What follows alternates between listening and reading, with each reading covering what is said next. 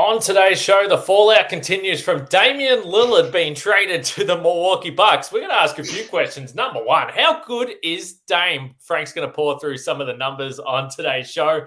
We're also going to discuss the fallout for the other rivals in the Eastern Conference. Potentially, Drew Holiday is tied into that. But what does this now mean? The makeup of this Milwaukee Bucks team for not only their contending status, but perhaps how other rival teams are prepared to slow down this juggernaut offense in Milwaukee. Let's get into it. You are Locked On Bucks, your daily Milwaukee Bucks podcast, part of the Locked On Podcast Network, your team every day. You are Locked On Bucks. My name's Kane Pittman. You can see and hear me on this show Monday to Friday, and also find my work over at ESPN. And alongside me, the founder of BrewHoop.com and longtime voice of the podcast, Frank Madden. And listen, especially today, because there's been a lot of people tuning in. This is podcast number 2, reacting to the Damian Lillard trade. So if you haven't listened to myself and Camille in the hours after the trade, go back and check out that podcast as well. But we thank everyone that's listened to the pod today and supports the show. Lots of new people tuning in, lots of Portland Trailblazers fans, Damian Lillard fans. So we appreciate you guys finding the show. You guys are all going to be involved in what we produce throughout this season. So we appreciate the support. If you haven't done so yet, make sure you subscribe, drop a like, a comment, rate, review, and do all those things because it's free to do, and it really helps the show. Coming up tomorrow, we're going to catch up with Locked On Blazers and find out the reaction from our friends in Portland after Damian Lillard, as we've said on this show, one of the absolute most likable superstars in the league, in Portland for so long. Now he makes his way to Milwaukee. So we'll find out that reaction there, but I haven't caught up with you yet, Frank. And I've been tracking your Twitter, and I think a lot of Bucks fans, and I've actually really enjoyed seeing this, lots of excitement for Damian Lillard, some mixed feelings for Drew Holiday, a truly loved player in Milwaukee, a champion forever. I referenced it on the podcast earlier, the poster over my shoulder, one of the greatest players, maybe the greatest player in Milwaukee Bucks franchise history. But Damian Lillard is special. How special is Damian Lillard? Because we've seen it from afar, and now we're about to see it up close. Yeah, and I have to say, I mean, when you and Camille were talking earlier, I think Camille just said, shocked multiple times when she was describing her reaction. Absolute same for me, right? I think we talked about, it was reasonable that the Bucks would poke around a Damian Lillard deal, especially in light of all the Giannis commentary. I think that thinking though the Bucks were actually going to pull this off still felt like, man, that's a long shot, right? So, I think there's reasons obviously why ultimately the Bucks, package to the Blazers was the most appealing. I don't know whether spite with the Heat, lack of communication may have also been a part of it, but certainly betting against the Bucks at the end of this decade, probably not a bad choice. As I always say, Kane, we'll all be dead by then anyway. Let it ride. The window is now. Let's just basically follow through with this. And I think, if you're the Bucks, you're already all in on the next couple of years. And I think what this deal just does is just basically say, like, no, seriously, like, we're going to do everything we can to win a title, maybe another title in the next couple of years, because that's what you do when you have Giannis Antetokounmpo in his prime and ready to compete and win championships and putting pressure on you as a franchise. I think that's maybe the most underrated part of this. Think about the national media narrative a week ago, 2 days ago. It was, boy, pressure's on in Milwaukee. Giannis wants out. What's going on? Now, Bucks are the favorites in Vegas now. Damian Lillard and Giannis, are they the best, duo in the NBA, right? There's still a ton of risk for the Bucks, right? I mean, you're not any younger for making this move. You still have all sort of these existential questions. But I think from a narrative standpoint, it's fascinating how much this has flipped the script. And I think you have to give John Horst and the Bucks ownership a huge credit for saying, all right, you want to question our commitment, put the pressure on us. That's fine. Here's Damian Lillard, right? Go play with Damian Lillard, the guy that you picked first in the All-Star draft, a guy that has talked about you as the guy that he wants to play with in the NBA. It's a pretty remarkable response to all of the chatter about Giannis possibly leaving. And again, this doesn't mean that Giannis is absolutely 100% staying, but hopefully these guys stay healthy. Hopefully you win a championship and Giannis signs a new extension next summer. But even if you don't, I think this is just another example of the Bucks once again pushing the chips in, making a huge financial commitment, and bringing a guy in who, look, as I love Jrue Holiday, the person he is, the player he is. Again, we've talked about obviously the offensive struggles in the playoffs. We don't need to go deep on that again, but to bring in a guy of Dame's caliber, and one of the maybe the only guy in the league who could be up there with Jrue as far as leadership and team guys and just quality people. It's just a remarkable move, a stunning move. And I found myself just kind of sitting there, like kind of just stunned. I was just like, wow, I hate to see Jrue leave, but my God, like you just added Damian Lillard, right? Like that's incredible. And I think when we talk about what this means, look, everybody knows Damian Lillard's an amazing player. I think Damian Lillard is better and more valuable than probably a lot of people even give him credit for. And was listening to the Dunk Down pod with Danny LaRue and our friend Nate Duncan. And Danny brought up, a stat called EPM, which is basically another one of the kind of catch-all stats. A lot of people like EPM the best of sort of the kind of broadly available, like especially box.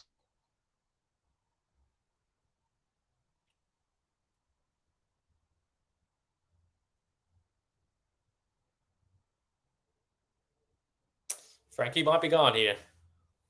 Hopefully he comes back very soon. Yeah. Okay, keep going. Okay, yeah. It's our daily outage. EPM had Damian Lillard as the number one, ranked offensive player in basketball. We can argue like, okay, is he really better than Jokic? Fine. But it just tells you, right? Like he is an offense unto himself. And I think the Blazers, even with their talent, had a 120 offensive rating with him on the floor last year. Roll the ball out with Damian Lillard and four other dudes. That group is going to score a crap ton of points, and put him out there with Giannis Antetokounmpo, Khris Middleton, Brook Lopez, and anyone who can fog a mirror. You're going to score a ton of points, and even if you are obviously going to be worse defensively than you were with Jrue Holiday in the lineup, you're going to play winning basketball. So I think what Dame does is just he changes the geometry of the floor in a way that the only other guy that you can put in Steph Curry's class, right? I think Steph is the absolute singular guy in terms of who has most impacted, I think, the way we think about offensive basketball over the past couple decades. I think Dame is the only guy that comes close to matching what Steph does on the floor. He's not as good off the ball as Steph is, who's incredible on the ball or off the ball.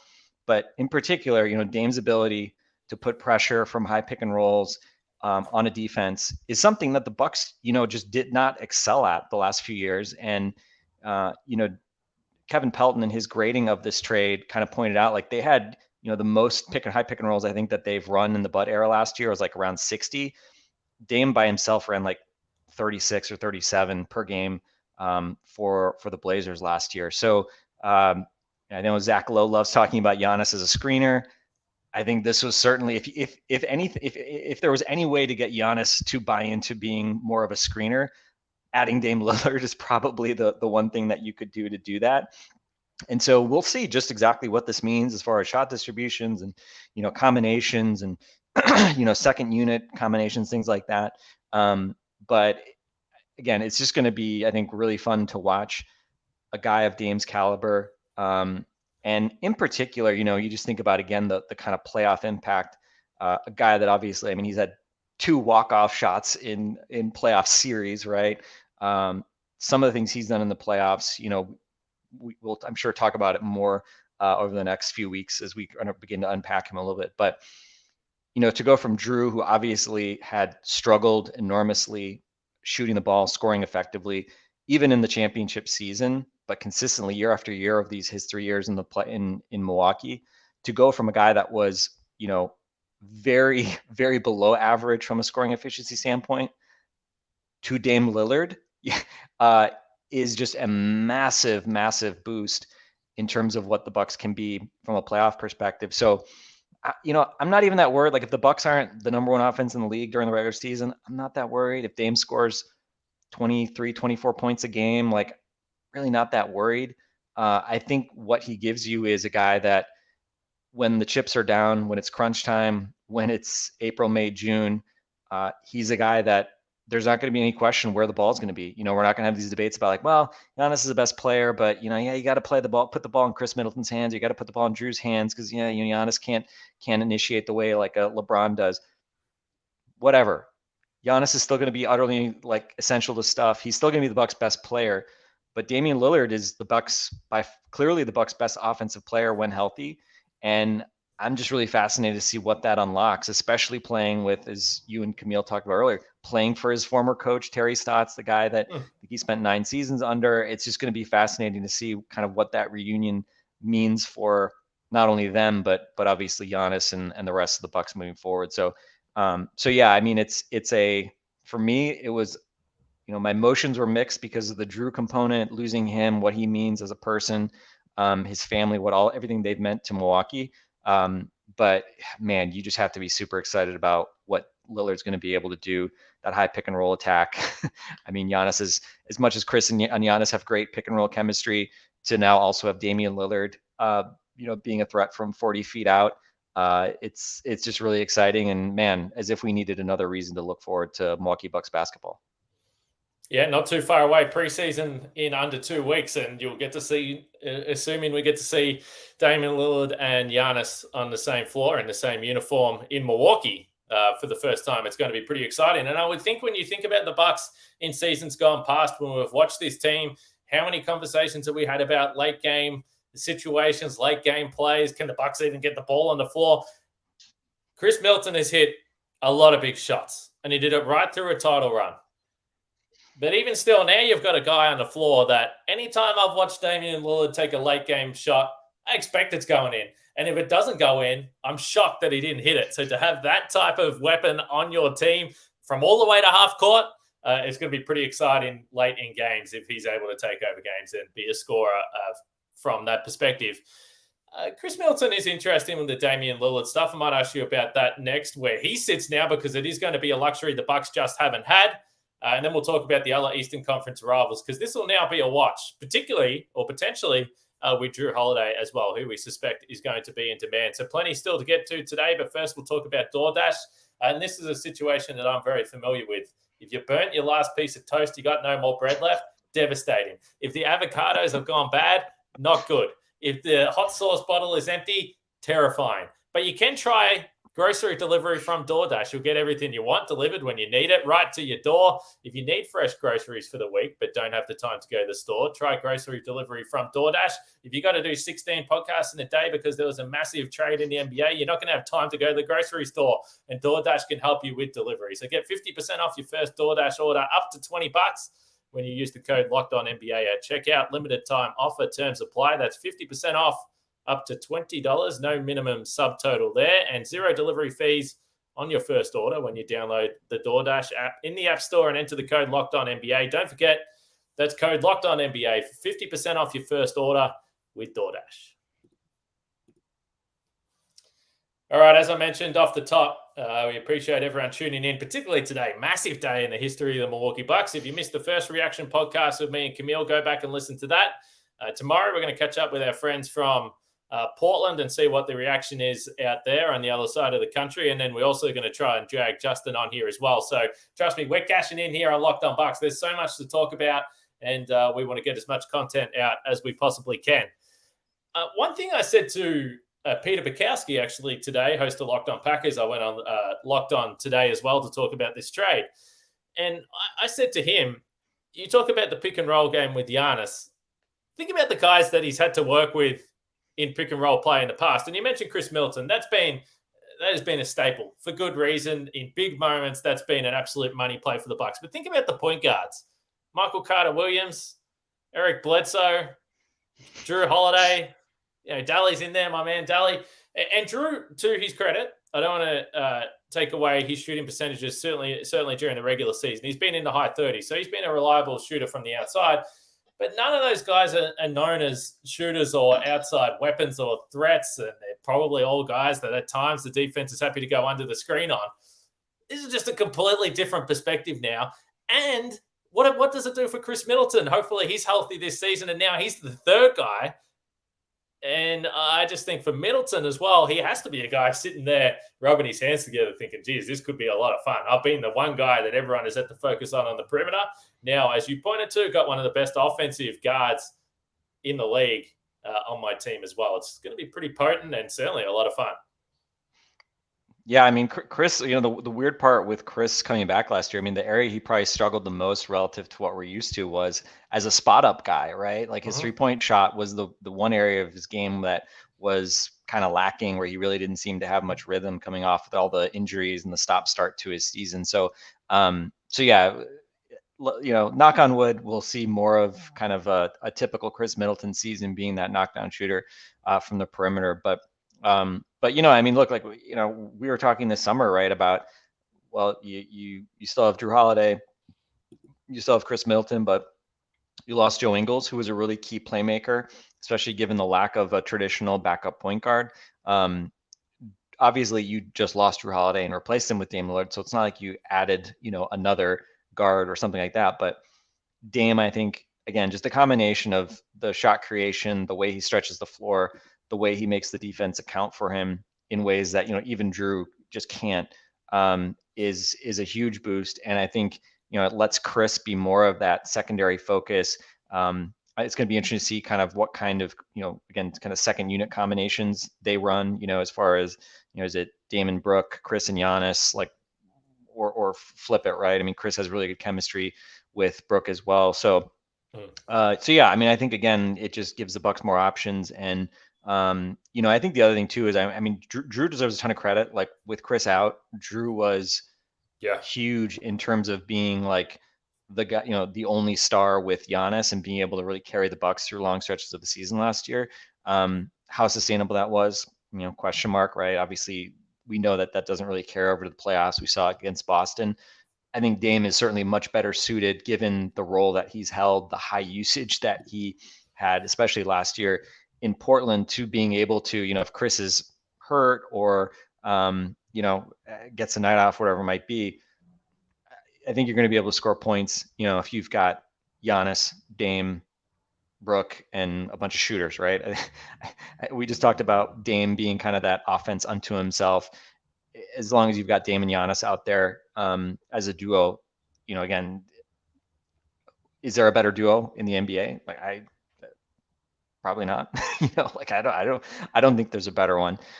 So that's just a remarkable thing to say, because, again, like, for as long as Giannis has been here, as you're alluding to, we've always been sort of saying, like, well, Giannis has good player. He's got good talent. You got some all-stars, right? Like, one-time all-star Brook Lopez, two-time all-star Jrue Holiday, three-time all-star Khris Middleton. But obviously those guys are just not on the level of what Dame has gotten to. And I think another thing about Dame that's worth pointing out, I mean, of course, we're going to talk about his 3-point shooting, the way he changes the geometry of the floor.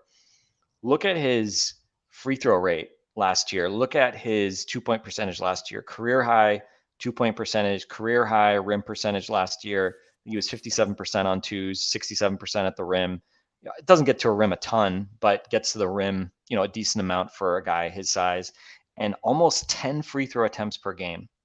What was one thing that we always looked at Jrue at and we're like, man, you really wish that he could get to the line more, right? Especially with his physicality and strength and a sort of old man game, but never kind of got above really that kind of 3 free throw attempts per game thing, which is, made it remarkable that he was as efficient as he was in the regular season, but also meant that, his floor was lower in the playoffs because he wasn't going to be getting kind of those cheap free points at the line.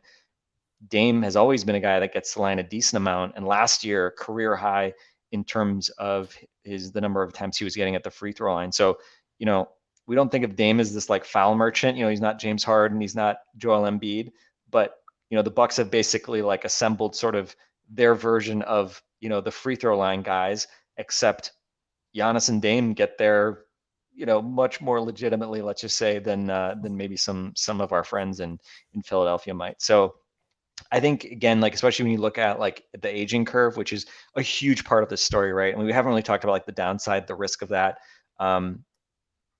Again, like the Bucks have bet the farm. They've, gone all in, which to me is like kind of like with Phoenix last year, why I didn't really look at what Phoenix has done. And like, it's like, okay, now we're going to draw a line and say like, oh no, you can't trade those last picks for more dudes because of what, right? Like, I mean, at this point, it's like, if you're the Bucks as well, if you can get a player of this caliber, again, I think the only concern for me at this point is, man, it'd be nice if Dame was like 2 years younger, just to lengthen that runway a little bit.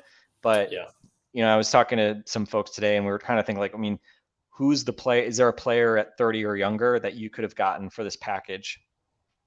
I don't know who it is, right? Like, if Donovan Mitchell told the Cavs he was walking, okay, maybe the Cavs would entertain trading Donovan Mitchell at some point. But again, I think if you just are trying to get the very best player possible to maximize your title odds, it's hard to say you could have done better than what the Bucks just did, especially from kind of a fit perspective and a culture perspective. So yeah, it's exciting. And, I think that the other thing for Khris couldn't be traded, as you and Camille talked about. Khris and Brooke obviously could not have been part of this package because they just signed contracts. Meant Drew had to be the guy going out. We'll see how things go, right? I mean, I think at this point, like, you have to feel like you're talented enough to win a championship. There's obvious questions, I think, especially from like a defensive wing perspective. The Bucks, don't, we talked about how even before this trade, the Bucks didn't really have a guy that you could feel like, okay, we got the guy that we can go throw on Jimmy Butler or Jason Tatum.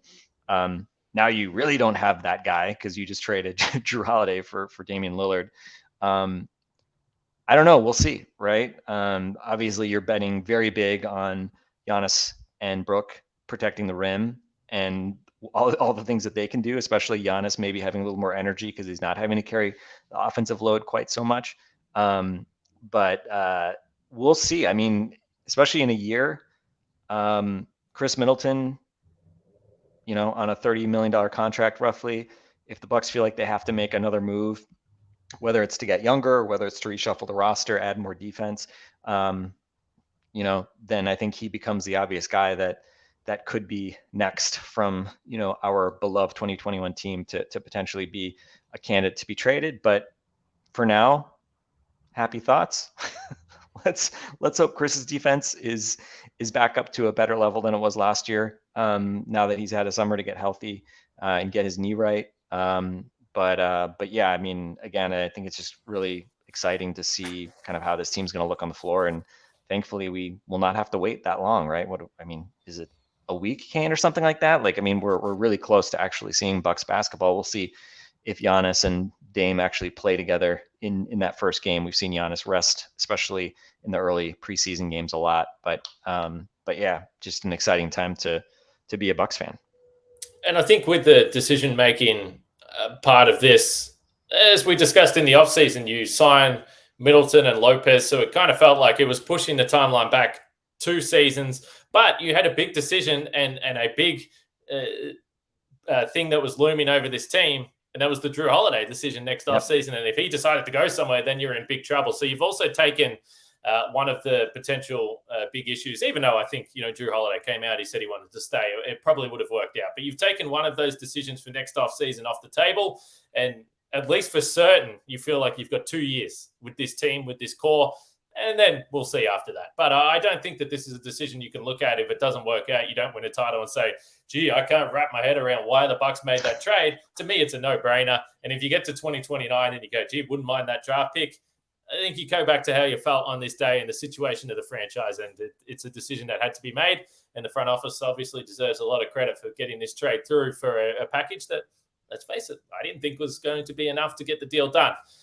The other teams in the Eastern Conference, let's talk about them next, because I do think it's fascinating. The Bucks have absolutely catapulted to the top of NBA title favoritism at our friends over at FanDuel. But let's talk about the other teams in the East coming up next. All right.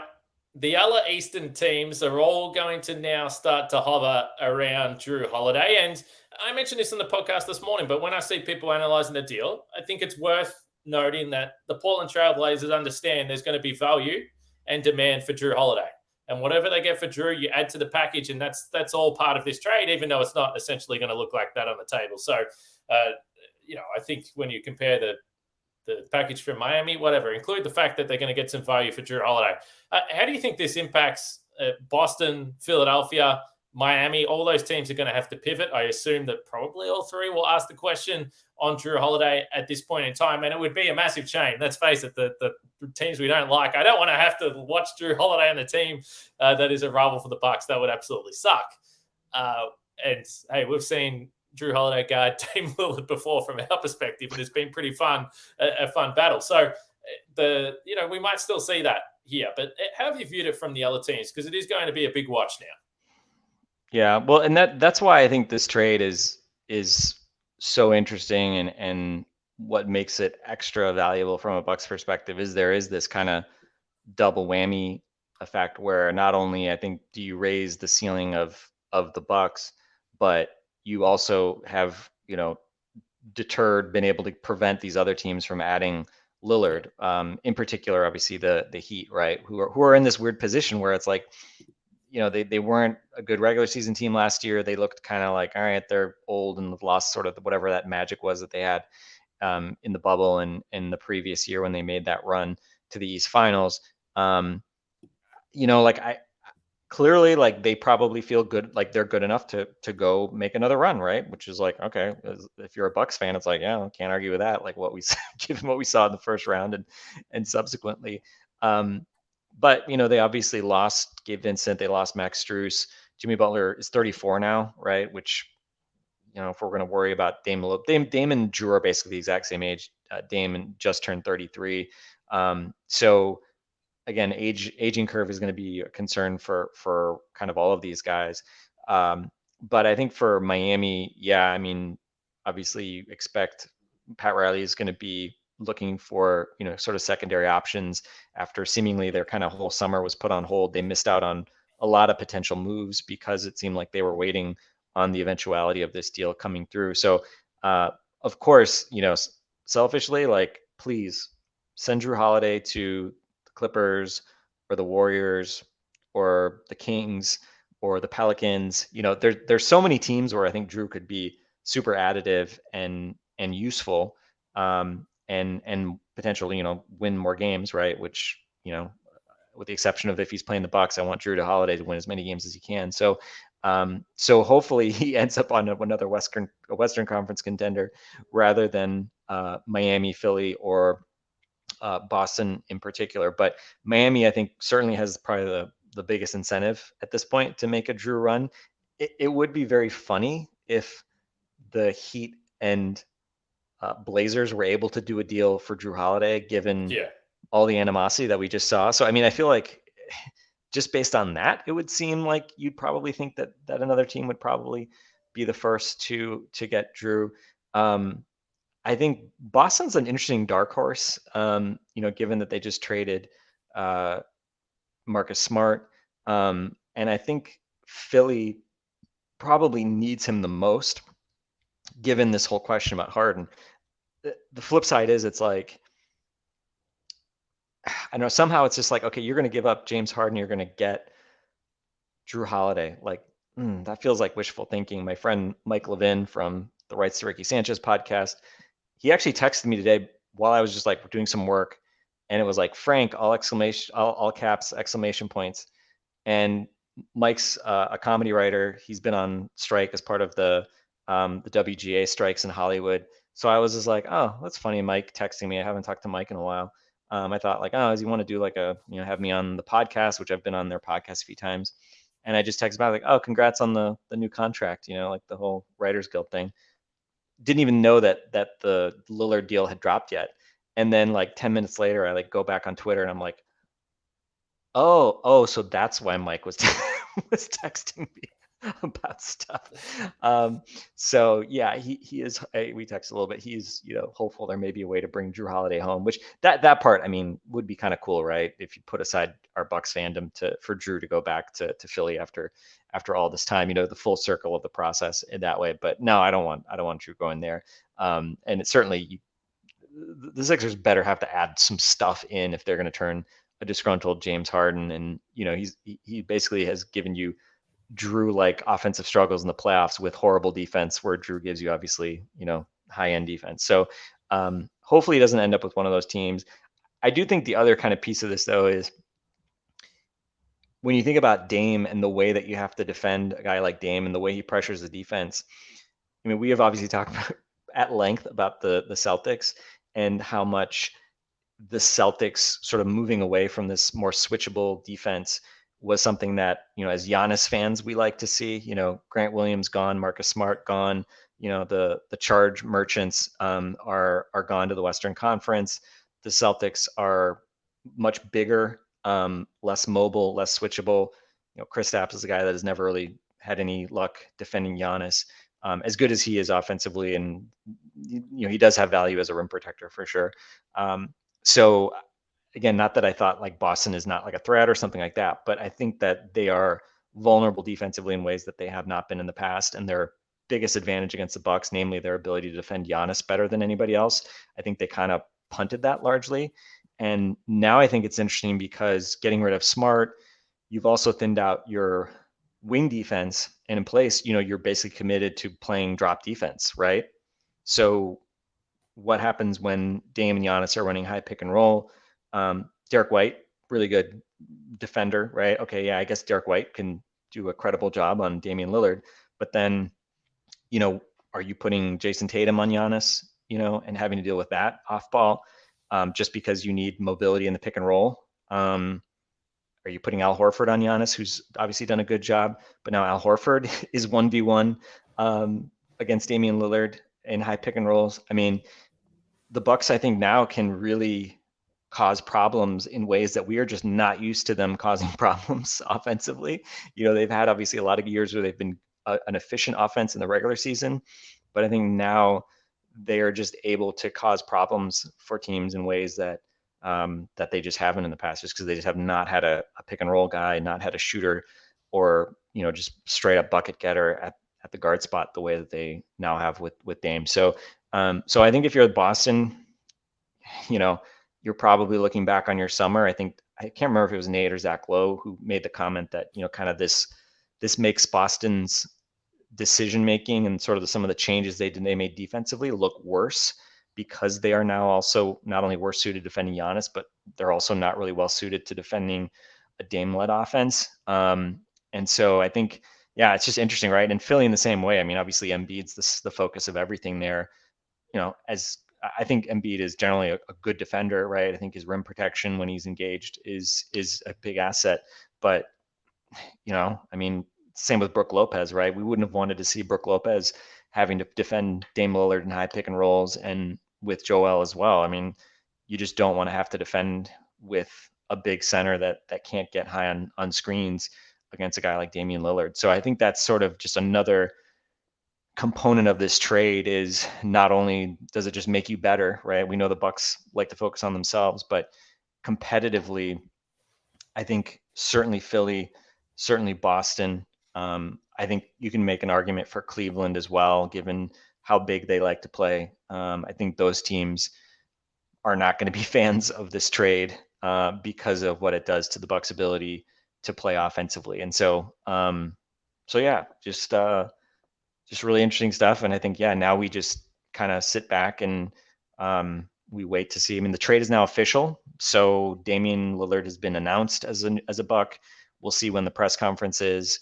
That does create some limitations as far as salary aggregation for Drew being retraded in the next couple months. He can be traded again, like now basically, but he can't be aggregated with other salary. But honestly, I don't know that really changes much, just because he has a big contract already. So may not have a real impact on him being kind of repackaged. But again, I'm just crossing my fingers that it is to a Western Conference team and not a team in Philadelphia or Boston or Miami, because certainly right now, I think as a Bucks fan, you have to like the kind of power dynamic. And again, still have some of those questions: who's defending Jimmy, who's defending Jason Tatum if you're the Bucks, and they have very few assets to make anything. It's basically the like Bobby Portis plus that 2024 Portland second. I think that's like any trade discussion is just like, well, that's all we can offer. So maybe you can talk about Marjon Beauchamp or something like that. But I think it's going to be interesting. The trade, our potential trade discussions moving forward are going to be like very narrow. Like, here's the Bucks package. Just put a sign out front. Any decent trade you want, this is all we can offer. And as we mentioned on, maybe we mentioned on the last podcast this morning, but it does set up a long, long way in the future, and a lot of things have to happen before this, but it does set up an interesting potential NBA Finals matchup with the Phoenix Suns, where the Phoenix Suns, our old friends over there, it's helped facilitate the Damian Lillard trade, and they got their super team. The Bucks have got Giannis, Dame, Middleton, Lopez. Fascinating scenario. Jay Crowder, who's still in the Bucks as well, and we hope that he can have a bounce-back season. So we definitely need to have more conversations down the road about who's going to start, who will be the fifth starter. I think that's a conversation to have. Open roster spot, a conversation to have there as well. So there's still plenty to discuss on Locked On Bucks. As I mentioned, going to catch up with our friends from Portland tomorrow, Justin Garcia as well. So there's going to be a couple more episodes before the weekend to get you through. It sounds like Frank's been listening to 7 billion podcasts this afternoon. I'm sure Bucks fans have been doing the same, but we appreciate you listening to Locked On Bucks. Pretty exciting day, Frank. Let's be honest. You were working. I was sleeping. A producer from work over in the US texted me and said, gee, pretty nice day to be a Bucks fan. And I was like, it was like 4:30, and I was like, well, I can only really think that he would text me that for one reason, but that doesn't make sense. So I'm like, all right, I'll get on Twitter. You're like, oh, Buddy Hield trade. Must be Buddy Hield trade. I mean, the first thing that popped in my head was definitely Dame, but I was like, that can't be right. But There we go. It's shocking. Truly shocking day. Well, it's funny. My a friend of mine from work who's a basketball fan. He's actually Canadian, so he's a Raptors fan. He sent me a message on Microsoft Teams, right? And he's just like, and it was like something like, so Dame to Milwaukee, huh? And I thought he was just like screwing around, like because of rumors, and I was just like, and then I again like waited a couple minutes and then just like checked Twitter, and I was like, oh my God, and so. Yeah, just again, one of these days that we'll look back on, right? Just as we look back on the Jrue Holiday trade,